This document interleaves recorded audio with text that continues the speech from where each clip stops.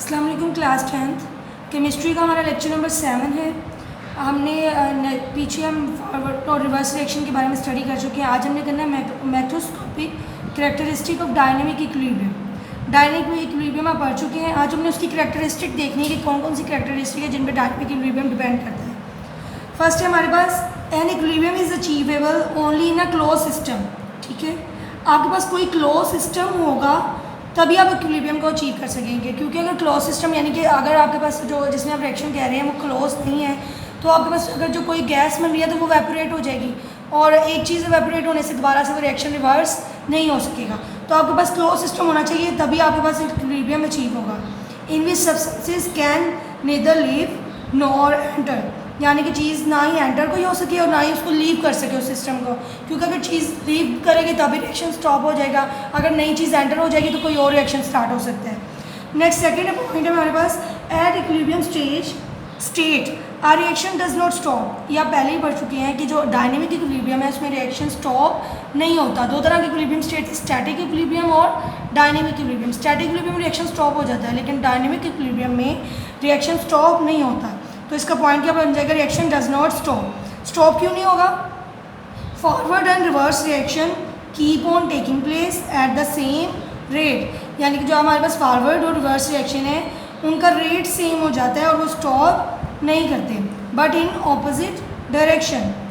Forward आपके पास जाता है लेफ़्ट टू राइट और रिवर्स जाता है राइट टू लेफ़्ट, तो इनकी डायरेक्शन क्या होती है, ऑपोजिट। नेक्स्ट थर्ड पॉइंट क्या है, eight equilibrium state the amount of reactants and product do not change. तो इसका पॉइंट क्या बन जाएगा, amount do not change.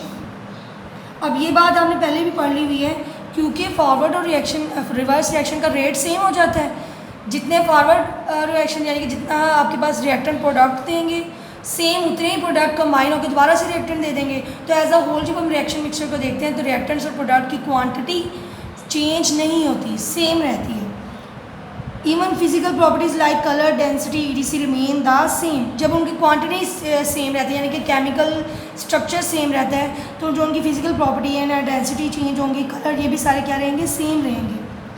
Next point 4 है हमारे पास an equilibrium state is attainable from other way, यानी कि आप किसी भी साइड से इक्विलिब्रियम को अचीव कर सकते हैं, रिएक्टेंट से प्रोडक्ट की तरफ या प्रोडक्ट से रिएक्टेंट की तरफ।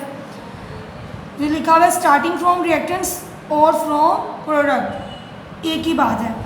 नेक्स्ट हमारे पास पॉइंट 5 है N equilibrium state can be disturb. आप इक्विलिब्रियम स्टेट को डिस्टर्ब कर सकते हैं, यानी कि उसको चेंज भी कर सकते हैं।